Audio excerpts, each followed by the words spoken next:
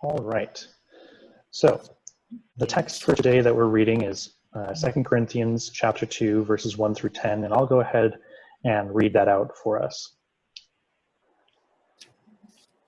The reading goes, "So I made up my mind that I would not make another painful visit to you. For if I grieve you, who is left to make me glad, but you whom I have grieved? I wrote as I did, so that when I came I would not be distressed by those who should have made me rejoice. I have confidence in all of you, that you would all share my joy. For I wrote you out of great distress and anguish of heart, and with many tears, not to grieve you, but to let you know the depth of my love for you. If anyone has caused grief, he has not so much grieved me as he has grieved all of you to some extent, not to put it too severely. The punishment inflicted on him by the majority is sufficient. Now instead, you ought to forgive and comfort him, so that he will not be overwhelmed by excessive sorrow. I urge you, therefore, to reaffirm your love for him. Another reason I wrote you was to see if you would stand the test and be obedient in everything. Anyone you forgive, I also forgive.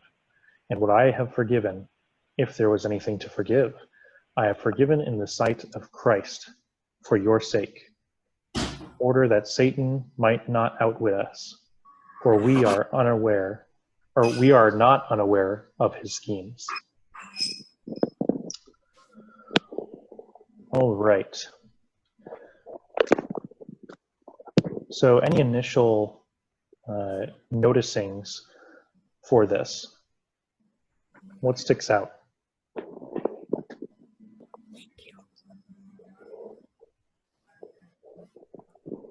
Hi, Gail. Hey. Gail just joined us as well. Welcome.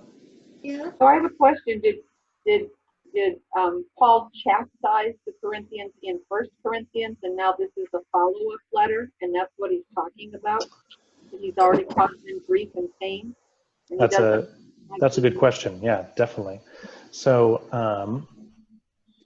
Paul does a whole lot of chastising in his various letters. Really? And what he's referring to in this instance isn't necessarily referring to another recorded instance.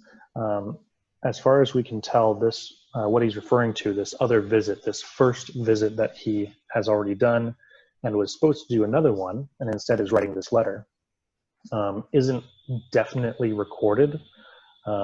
There's some discussion of it may be one of his other visits that he alludes to, but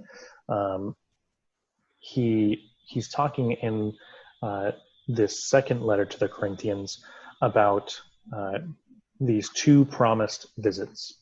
And in our particular section right now, he's talking that he's already done one, and that particular visit was painful to him in some way, that he was mistreated in some way. He doesn't give us details exactly, but he makes it clear that it wasn't a great visit, and that someone, or potentially multiple someones, but it sounds like in the language of this particular text that one man in particular messed up and grieved him somehow.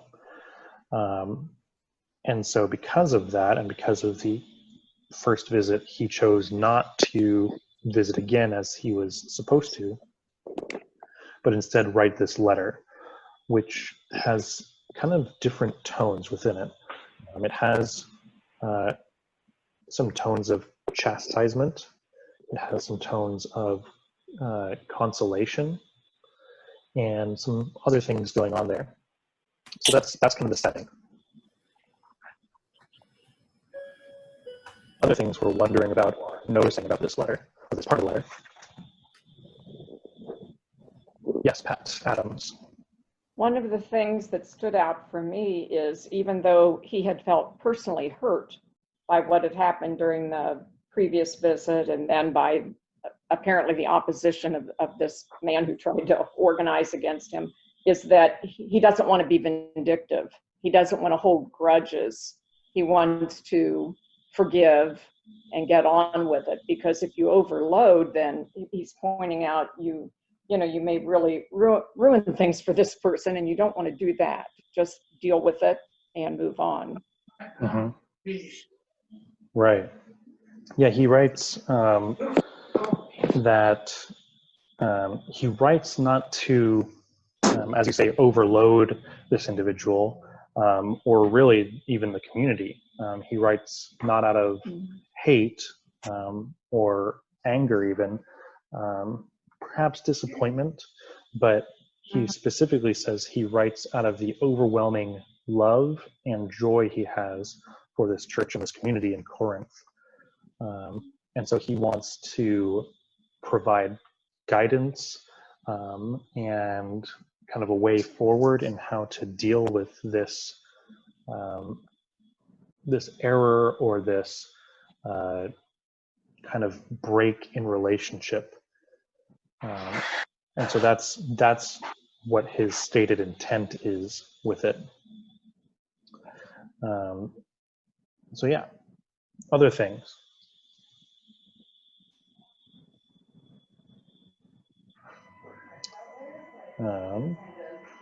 Give me one sec. Sarah is coming up the stairs here, so I'll just let her know that I'm right here doing the Bible study. Hi, Ned. No worries. Sorry.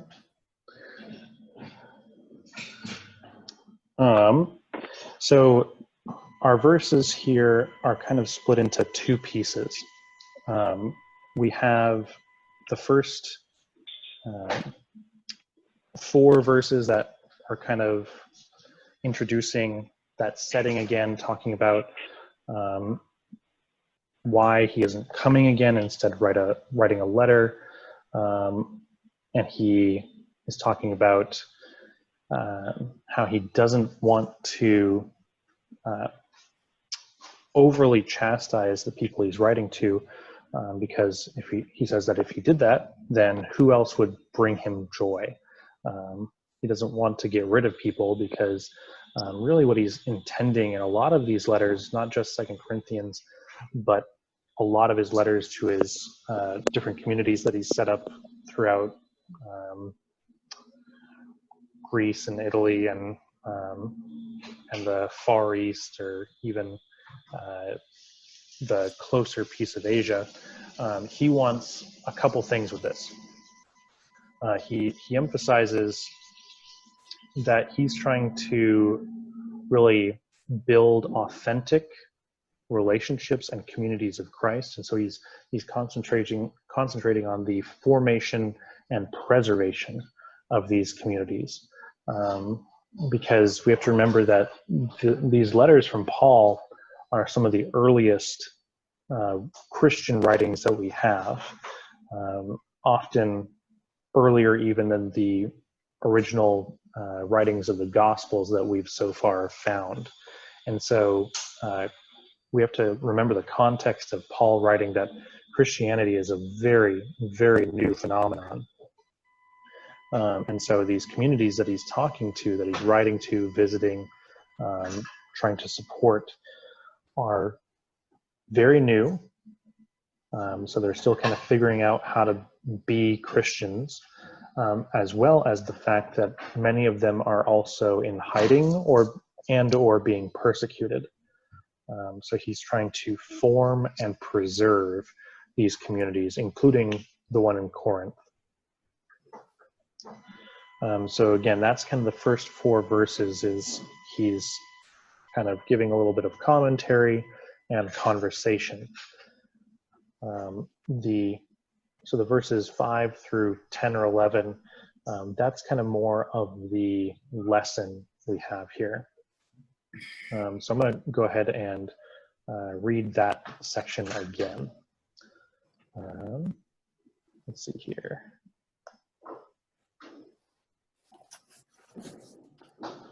If anyone has caused grief, he has not so much grieved me as he has grieved all of you to some extent. Not to put it too severely, the punishment inflicted on him by the majority is sufficient. Now instead, you ought to forgive and comfort him, so that he will not be overwhelmed by excessive sorrow. I urge you, therefore, to reaffirm your love for him. Another reason I wrote you was to see if you would stand the test and be obedient in everything. Anyone you forgive, I also forgive. And what I have forgiven, if there was anything to forgive, I have forgiven in the sight of Christ for your sake, in order that Satan might not outwit us, for we are not unaware of his schemes.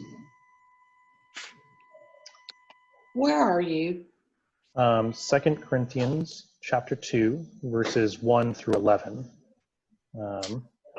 And so that section that I just read was then chapter 2, verses 5 through 11. Thank you.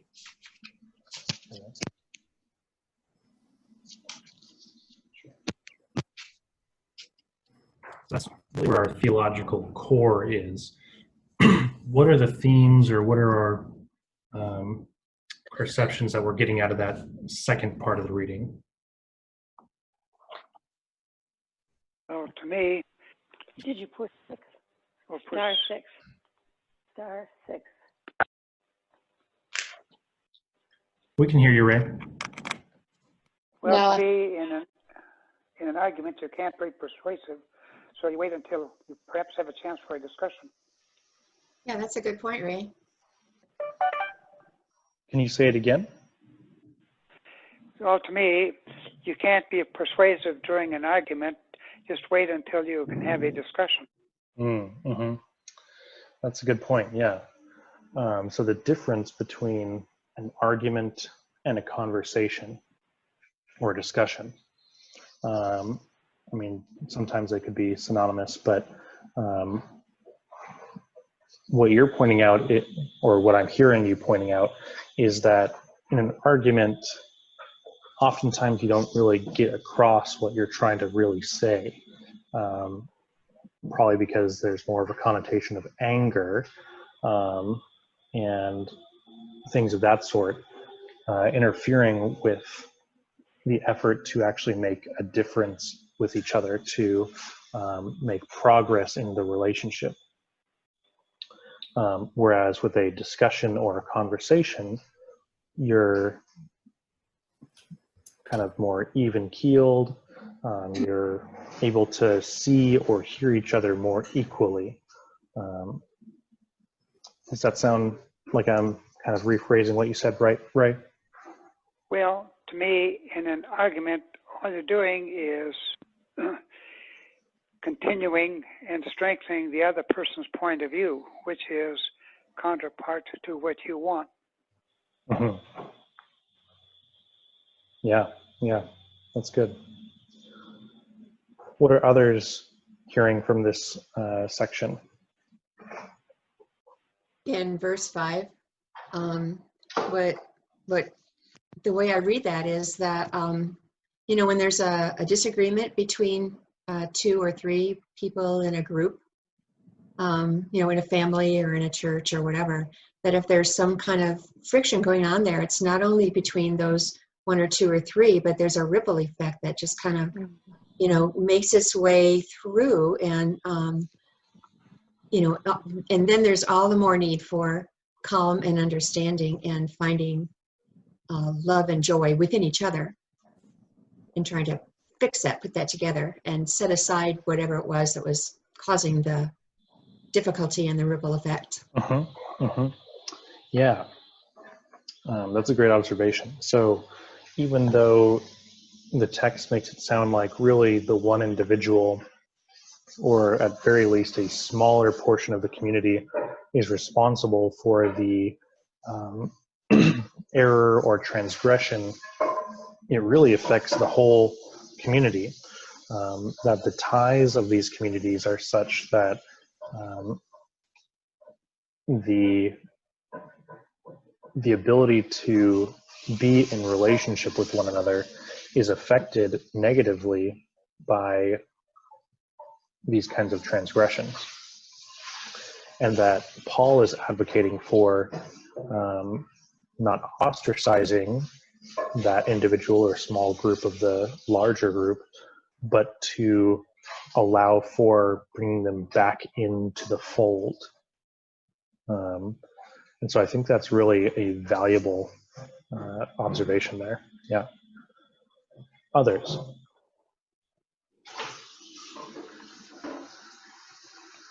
I see it as not holding a grudge. You know, trying to tell people don't hold a grudge, exercise forgiveness. Mm-hmm, mm-hmm.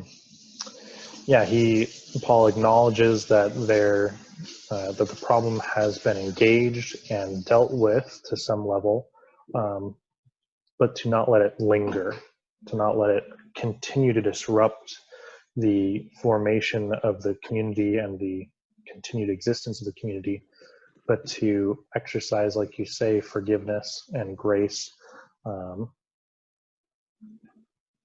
for the better of the individual as well as the whole community. Yeah, great. Pat Adams, you were gonna make an observation? I was just going to comment that verse 6 indicates that whatever the matter was, it was dealt with. It wasn't just swept under the rug and ignored. It was something that had to be dealt with. And Paul is saying to them, the decision that you as a majority reached, that was enough. Now let's not go any further and belabor this thing.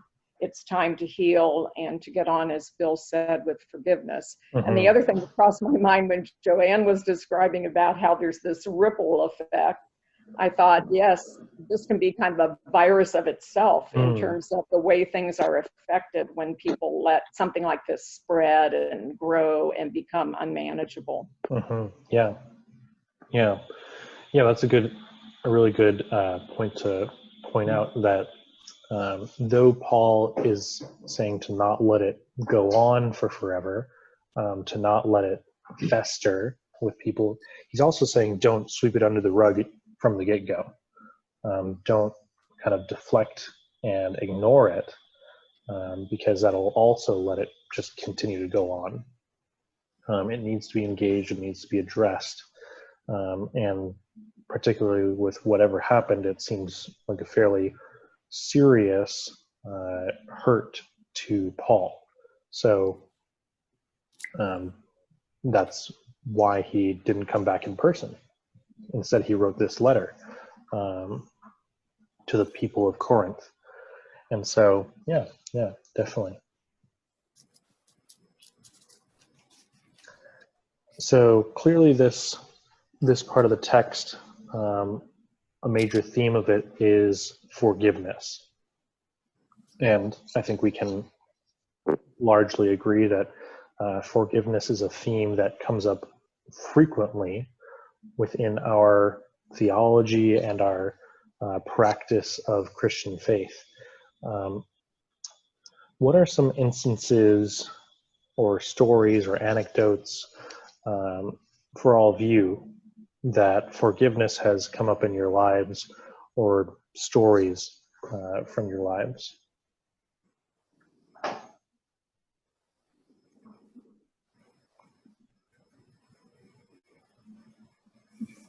Or what does forgiveness mean to you?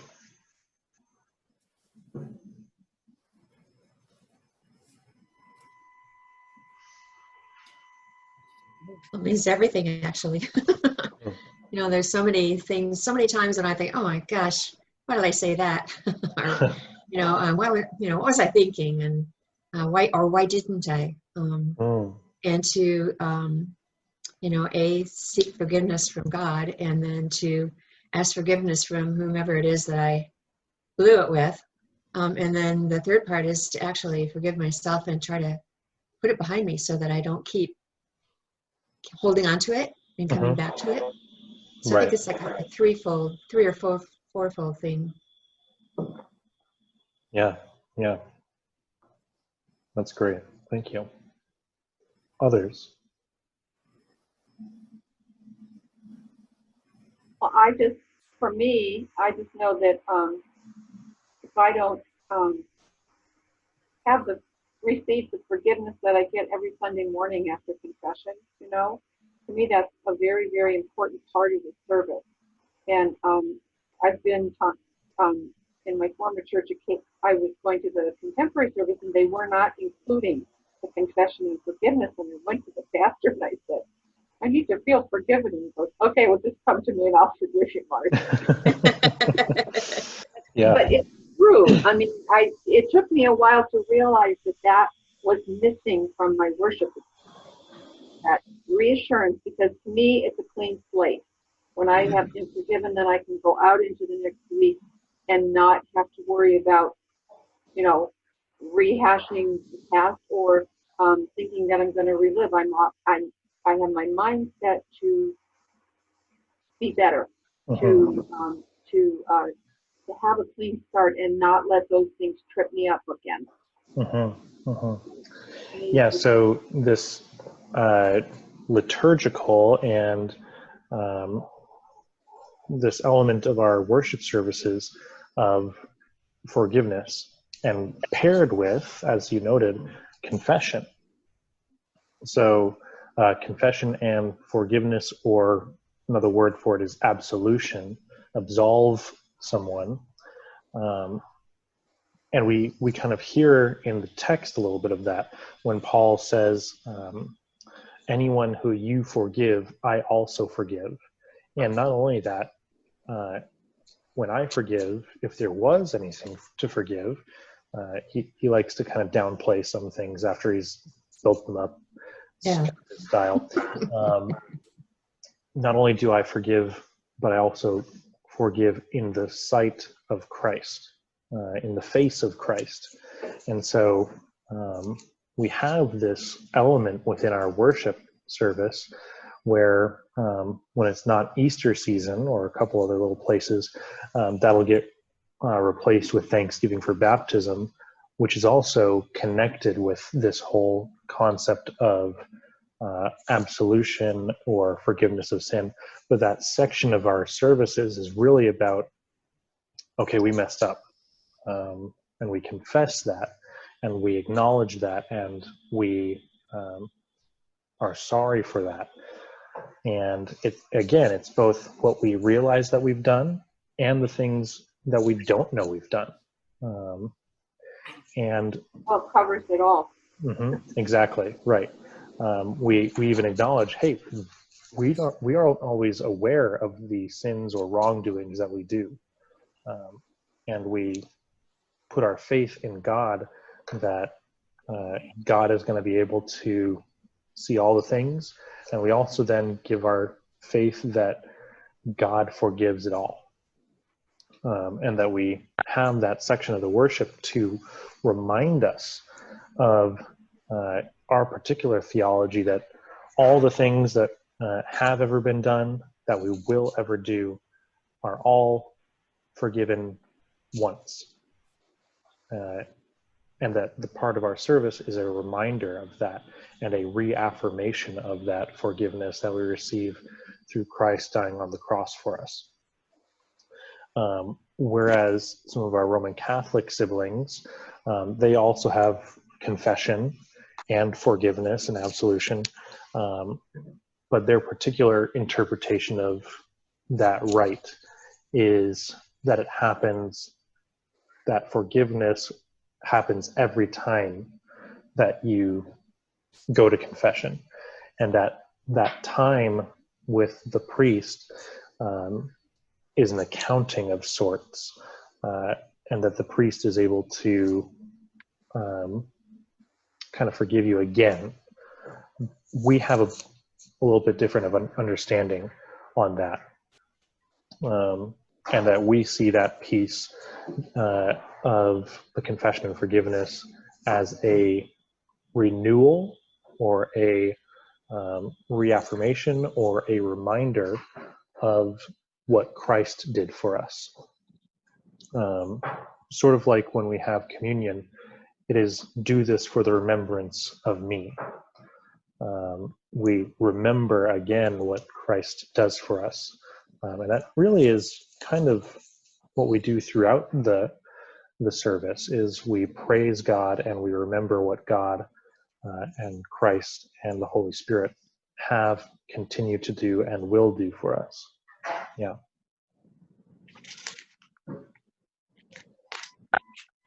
When is it? Sort of like that. Go ahead. It just brought to mind, when you tell somebody that you love them, once isn't necessary. You like to hear it more than once. Right. Well, and particularly for us, we believe that we continue to mess up.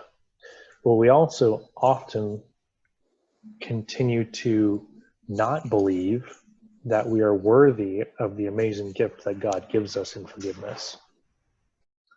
And so it's not a simple ribbon tied around your finger kind of reminder of forgiveness. It's not a simple element of, oh, I forgot to pick up the eggs and Christ is going to be upset with me for not remembering that. This kind of remembrance is much, much deeper. This need for reminders of forgiveness is much, much more important than those kind of simple reminders. It's to allow us to have that forgiveness seep into us, the knowledge of it to saturate us, to really allow us to accept it and believe it. That for us Lutherans, that there's nothing that we could do to earn that forgiveness, and that there's nothing that we can do to separate us from the love of God. So yeah, that repetition of reminding of you are forgiven, and you should remember that and believe that and hold it as truth. Yeah. Pat Adams. I've always felt it was significant that when we do have the confession and forgiveness, it's early in the service that is done. Uh-huh. And for me, then that helps to prepare me for worship. I think it frees us up more to really worship our Lord. Absolutely. Yeah. The placement of it is, I think, very intentional within the service early, so that if anyone's coming in with anxieties or guilt in what they've done, that they hear that word of grace and forgiveness, that anxiety can be lifted to prepare them for the rest of the praise and worship and lessons. Similarly to how the passing of the peace, it precedes Holy Communion, that's also intentional. That practice of passing peace between one another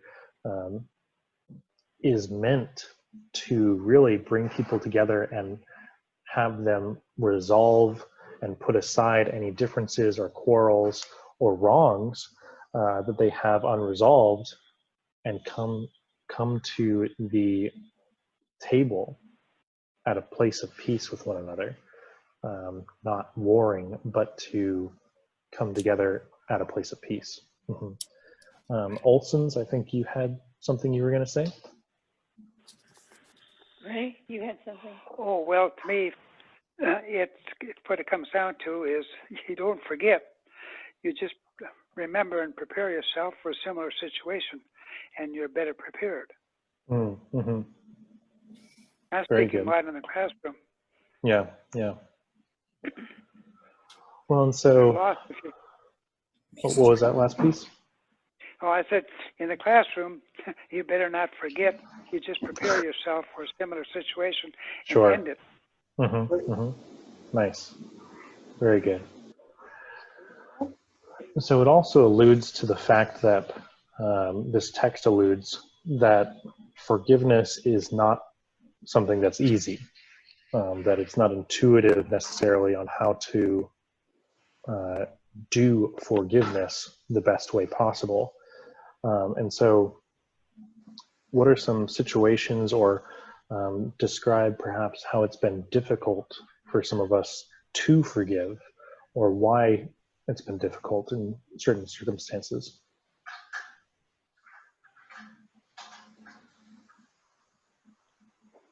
Except one person. That signifies Nobody's confessing? This is We're not all confession. thinking, do we really It's- want to say anything about this?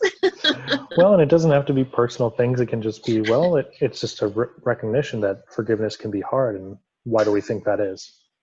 Well, just from my own, again, like Ray said, in the classroom, you have to forgive constantly. You know, Coming because from the teacher. especially when especially when you're dealing with teenagers, you know, they tend to hold grudges.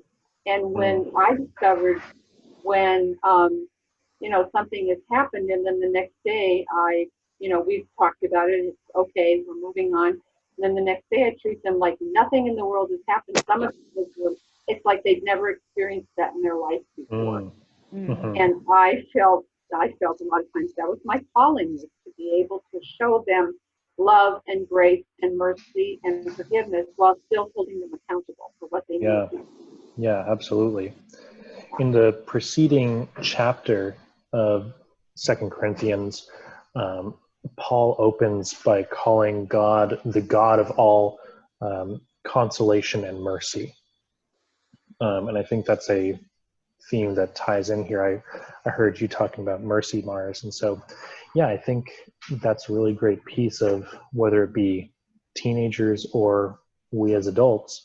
I think that sometimes we feel that either our fellow humans or even God has this tally sheet that, all right, you stole a candy bar, tick, that's another tally on the sin tally sheet. And that gets kept for all. I mean, that's really what a lot of people were experiencing around Martin Luther's time, is that, all right, I've done all these sins, and then there's all these things that I have to do to counterbalance and negate these sins.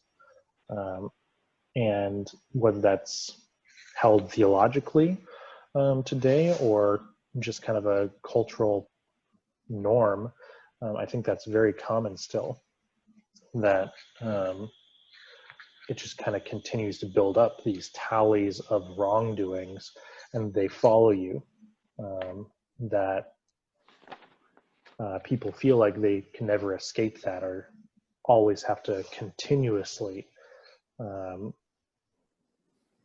have that be what holds them back from things. And so here comes Martin Luther and reiterating what he saw in the Bible and the theology that Christ does not have those tally sheets. And it's not called the book of sin, it's called the book of life, that our names are written there in the book of life. And that God holds us in a place of love. Again, looking at Paul and looking at how he does not hold these people in Corinth in a place of hate or grudge, but in a place of love. And that's what he's writing to them in that tone. Yeah. Other people, why is it hard to forgive?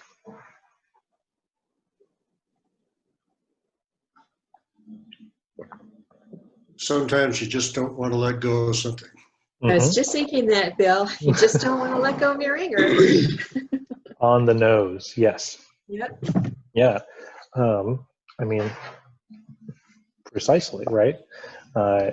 Sometimes you feel that there's an injustice or a wrong that's been done to you.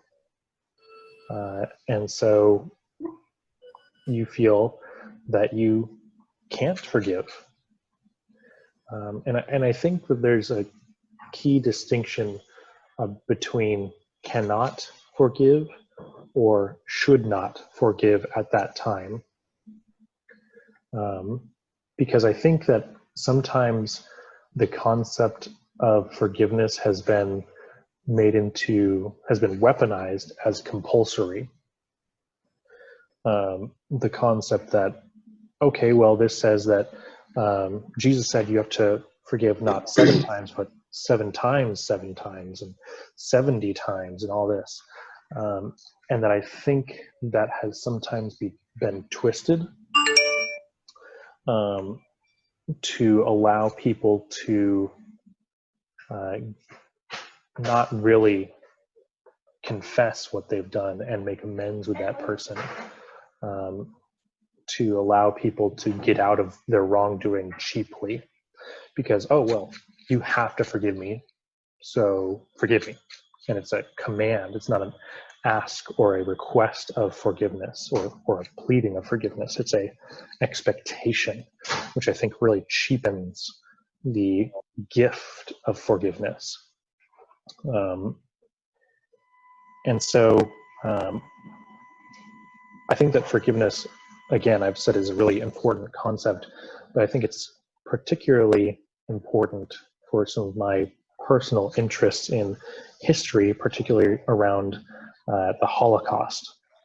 There's been a lot of different writings dealing with that, including one of my favorite books that I've encountered about it, called The Sunflower, where the author Simon Wiesenthal describes a situation where an SS officer asks for his forgiveness on his deathbed. And then there's all these different people who write in as the second half of this book saying whether they would forgive someone like that or not. Christian people, people of other religions, bishops and monks and other survivors of various atrocities like that. But there's also another survivor of various things in the Holocaust. Her name was Eva Moses Kor. And so she was a twin in one of the concentration camps, and because she was an identical twin, she had experiments done on her. And she wrestled with this after surviving it for a long, long time. Very deep scars and wounds to her soul.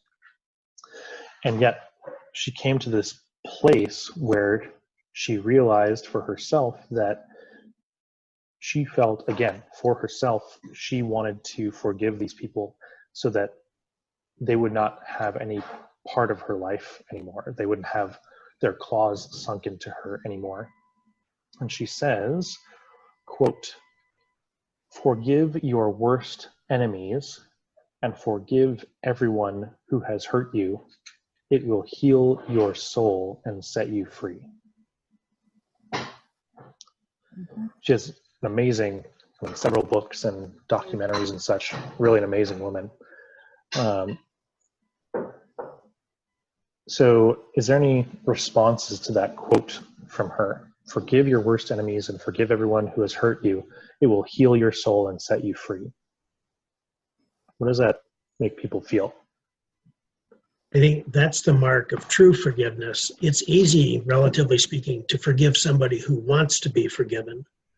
It's really hard to forgive somebody who really doesn't care about whatever it is they did, or doesn't want to change and be better, doesn't want to ask for forgiveness, doesn't care about the slight or the harm or the whatever. That's hard. Yeah. For me, that's hard to do, to forgive somebody like that. Well, and perhaps it's easier to forgive people who want to be forgiven. Yeah, relatively speaking, that's Sure. easy. This is hard. Sure, yeah. And what she's describing is really hard. Absolutely. And yet she's done that. Pat Adams.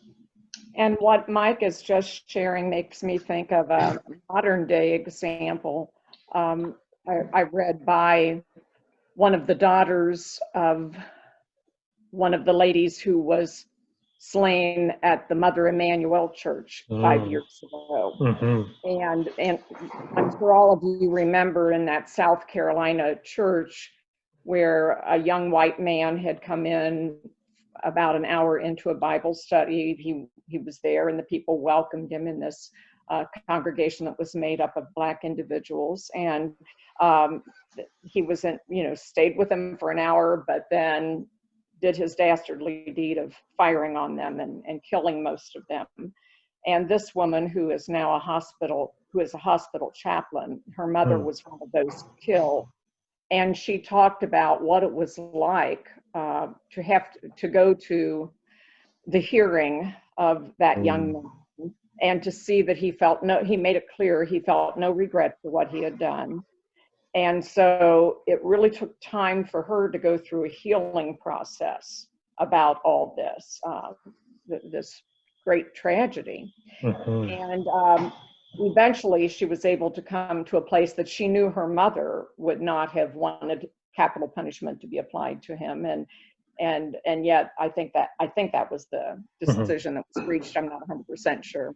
But at any rate, she took this and eventually could reach this point of healing. But what she's done with it in her own life now is that she has become an advocate for the whole thing about gun violence and trying to diminish that in our country. And she had a lovely article that was in the last December, January issue. And I thought it's significant because that was written before we reached the 5-year anniversary this June, when now we were speaking more about it. So I was really glad to have the chance to become familiar with her story. But it was the very kind of thing Mike's talking about when somebody doesn't want to be forgiven and just says, I'm glad I did what I did. Yeah. I think the connection here between the stories of Mother Emanuel, that community, and Eva Kors' quote and our text is that the various people talking in these stories are advocating for forgiveness as a tool of healing and of reforming relationships, and both of those, both for individuals and for whole communities, and being able to not let that that tragedy or that transgression continue to have the same power, or any power, ideally, over that person or that community's lives. And that the last part of the text that we're reading today talks about Satan and how the devil's purpose in this is to divide those communities and not allow them to come together in the face of Christ. And whether you believe in a single entity called the devil, or if you just look at it as kind of amorphous powers of evil, I think that holds true, that the opposite of good in the power of evil is to isolate and drive people apart, and to not allow them to come together and experience this relationship which God invites and encourages.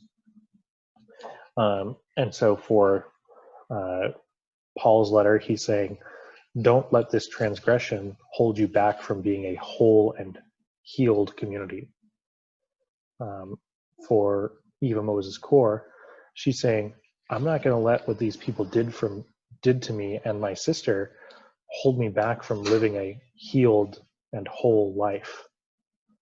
And for the story that Pat Adams shared about the Emmanuel 9, for that it was, I'm not going to let this person who has no remorse, who has no concern for me as a human being, hold me back from being a whole and healed and loved individual, and honor the relationship with those who were lost. That's not going to be the focus of this pain and evil doing. That through forgiveness, for these particular individuals, again, it's not going to be something that everyone can do or feel like they can do. But for these particular ones, it's being advocated as a piece to help move past the pain and suffering and even death that we feel in these transgressions and these breaking of relationships.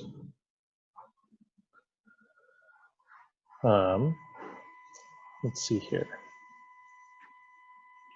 anything people are thinking from all of that?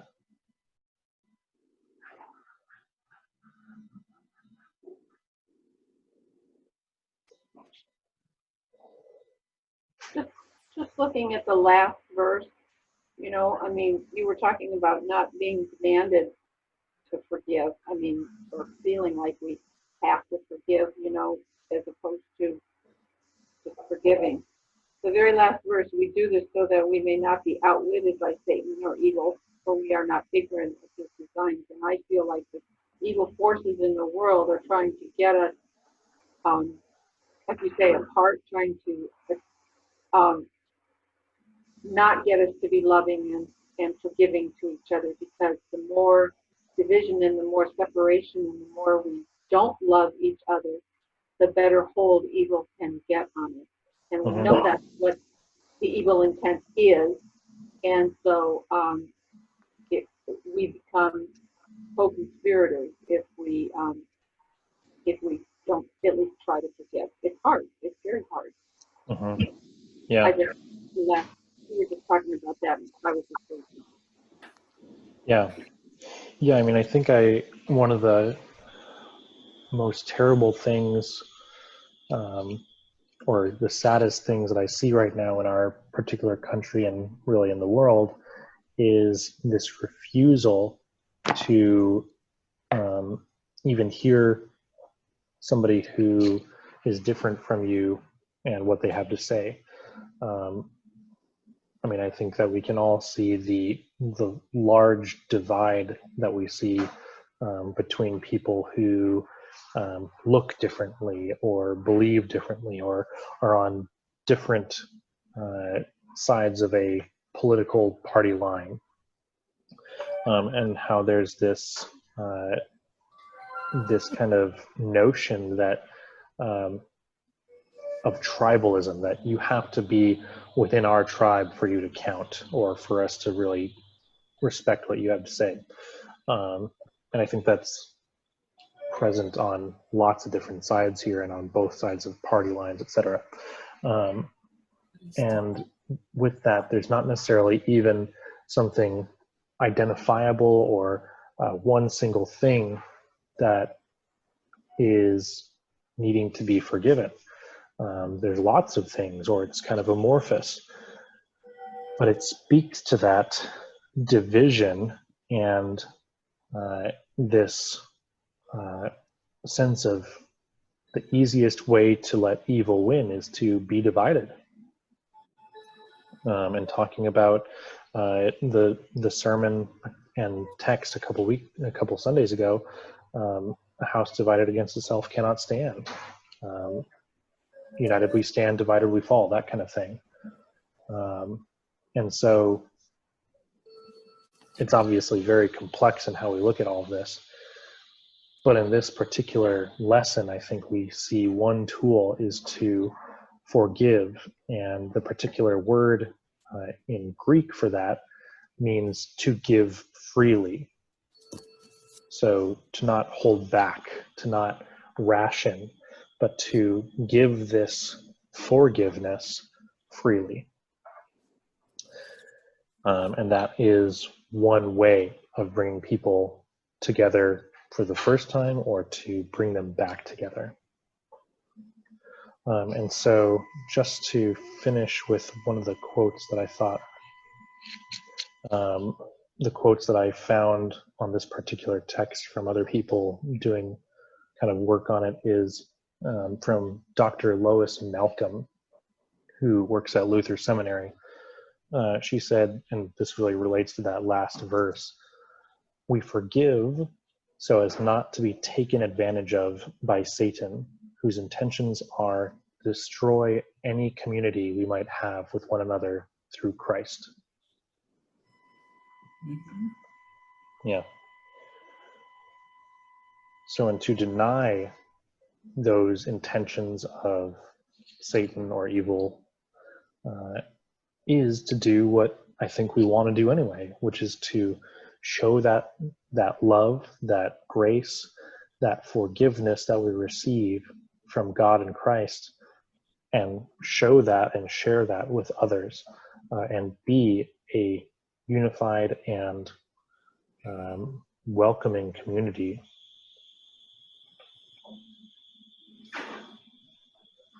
Any last thoughts or stories or scathing indictments?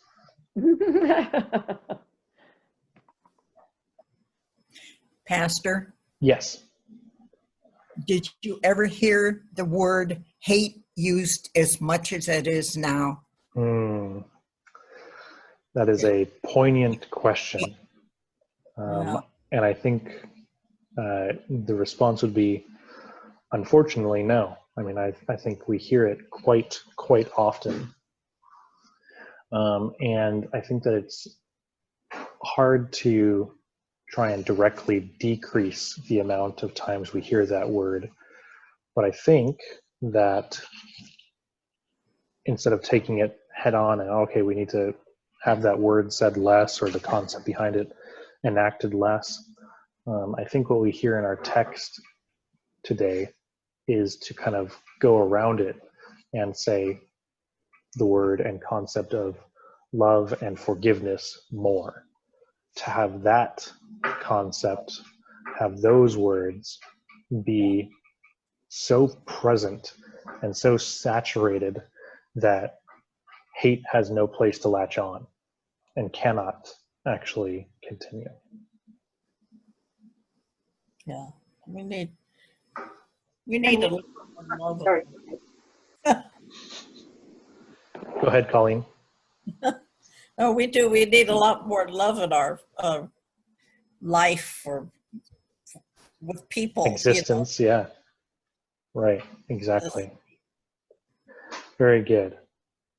Mars? Well, I was just going to say that you also don't hear, used to be people would say, well, let's just agree to disagree. Yeah.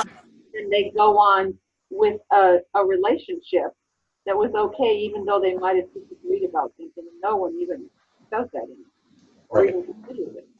Right. Yeah, instead of choosing to let things lie